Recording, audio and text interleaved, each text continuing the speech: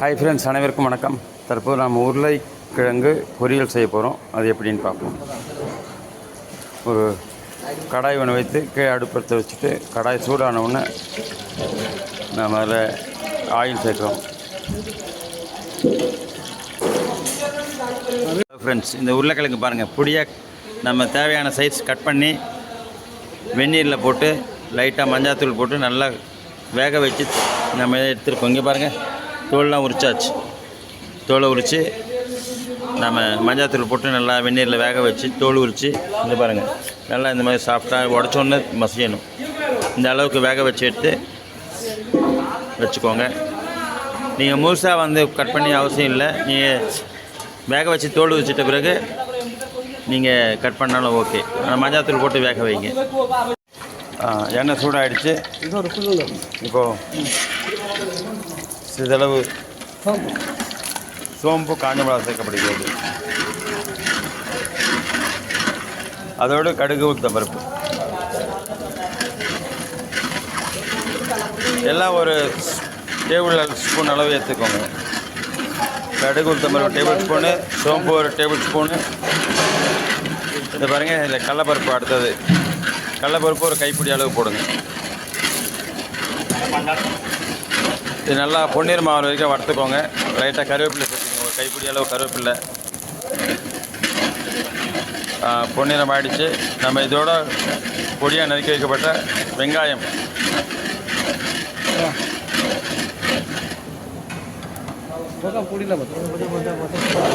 இதை பாருங்கள், நறுக்கி வைக்கப்பட்ட வெங்காயம் 1 கிலோ வெங்காயம் எடுத்துருக்குறோம். இந்த வெங்காயத்தை இதோடு ஆட் பண்ணுறோம்.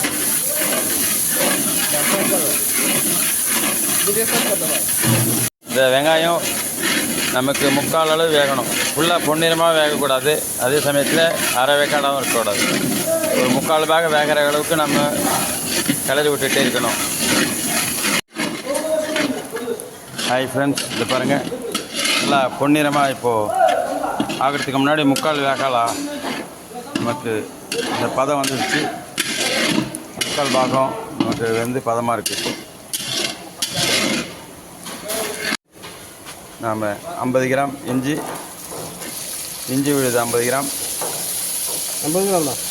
அதோட பூண்டு விழுது 50 கிராம். இந்த 3/4 பாகம் வெங்காயம் வந்த பிறகு இஞ்சி பூண்டு விழுது போடணும். 50 கிராம் இஞ்சி பூண்டு விழுது, 50 கிராம் இஞ்சி விழுது, 50 கிராம் பூண்டு விழுது. லைட்டாக கலரி விட்டுட்டு 1 கிலோ தக்காளி, பொடியாக நறுக்கி வைக்கப்பட்ட தக்காளி இப்போ இதோடு சேர்த்து கலரணும்.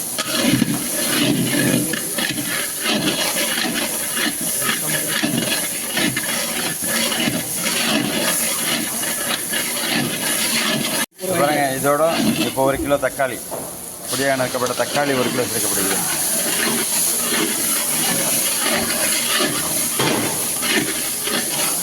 இந்த பச்சை வாசம் போகிற வரைக்கும் தக்காளியை கொஞ்சம் கலக்கிட்டே இருங்க. நம்ம தேவையான உப்பு இப்போ சேர்த்துக்கிறோம். இதுக்கு தேவையான உப்பு,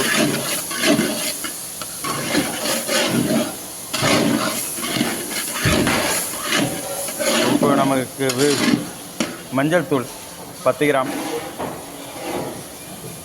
ஏற்கனவே உருளைக்கிழங்குல மஞ்சள் தூள் போட்டு வேக வச்சுருக்கோம். அது 10 கிராம் போட்டு வேக விட்டு இப்போ 10 கிராம் மஞ்சள் தூள், தனியாத்தூள் 25 கிராம் மற்றும் மிளகாய்த்தூள் 20 கிராம் மிளகாய்த்தூள். உங்களுக்கு மிளகாய்த்தூள் எவ்வளோ தேவையோ அவ்வளோ போட்டுக்கோங்க. எனக்கு காரம் கொஞ்சம் அதிகமாக வேணும்னு 20 கிராம் மிளகாத்தூள் சேர்த்துருக்கு. உங்களுக்கு காரம் குறைவா வேணுன்னா குறைவா மிளகாத்தூள் சேர்த்துக்கோங்க.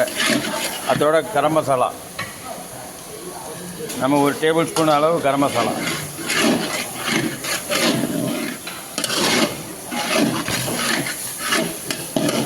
நல்லா தக்காளி நல்லா வேகணும். வேகிற அளவுக்கு நல்லா கலரி விடுங்க. அந்த தக்காளியோட பச்சை வாசனை போகணும். அது வரைக்கும் நம்ம கலரிட்டே இருக்கணும். தக்காளி முழுசாக பார்த்தீங்களா, லைட்டாக மெல்ட் ஆகணும். அந்த பச்சை வாசனை போகிற வரைக்கும் கலரிட்டே இருக்கணும். இதோட சிறிதளவு தண்ணி சேர்த்துக்குங்க. ஒரு 300 ml தண்ணி சேர்க்குறது. இதோட நம்ம அடி பிடிக்காமல் இருக்கோம், அதுக்காக வந்து 300 ml தண்ணி சேர்த்துருக்கோம். வெங்காயமாக லைட்டாக மெல்ட் ஆகும், அதனால் அடி பிடிக்காமல் சிறிதளவு தண்ணி சேர்த்து தண்ணி சேர்த்து நல்லா கலரி விட்டுட்டே இருங்க. ஒரு கைப்பிடி அளவு வெட்டி எடுக்கப்பட்ட கொத்தமல்லி,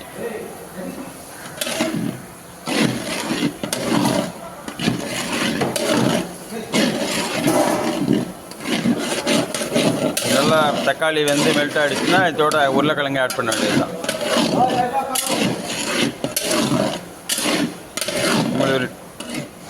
உங்களுக்கு கலர் தேவைன்னா ஆட் பண்ணிக்கோங்க. லைட்டாக ரெட் கலர் ஆட் பண்ணியிருக்கோம். உங்களுக்கு கலர் தேவைன்னா ஆட் பண்ணுங்கள், வேண்டாம்னா விட்டுட்டோம். தக்காளி பாதி மெல்ட் ஆச்சு. இன்னும் கொஞ்சம் மெல்ட் ஆன பிறகு உருளைக்கிழங்கு போட்டு கலர் எடுக்க வேண்டியது. ஹாய் ஃப்ரெண்ட்ஸ், தக்காளி நல்லா மெல்ட் ஆகிடுச்சு. நம்ம இப்போ கொஞ்சம் உப்பு மட்டும் தேவையான டேஸ்ட் பண்ணிக்கோங்க.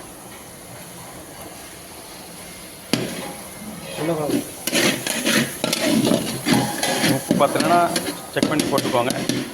தக்காளி நல்லா மெல்ட் ஆகிடுச்சு. இப்போது நம்ம வெட்டி வைக்கப்பட்ட உருளைக்கிழங்கு வேக வைத்து துண்டு செய்யப்பட்ட தூள் நீக்கப்பட்டு உருளைக்கிழங்கு தோலோடு மஞ்சள் வேக வைத்து பிறகு தூள் நீக்கி துண்டு நறுக்கிய உருளைக்கிழங்கு இப்போது சேர்க்கப்பட்டுள்ளன. நன்றாக கலந்துடுங்க. தரமான சுவையான உருளைக்கிழங்கு பொரியல் ரெடி. வாசனை நல்லா கமகமான இருக்கு.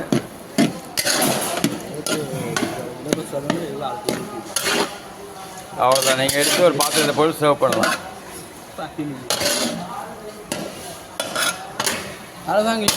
சூடான சுவையான உருளைக்கிழங்கு பொரியல் ரெடி. நன்றி, வணக்கம். புதுசாக சேனல் பார்க்குறவங்க சப்ஸ்கிரைப் பண்ணுங்கள், லைக் பண்ணுங்கள், ஷேர் பண்ணுங்கள். நன்றி, வணக்கம்.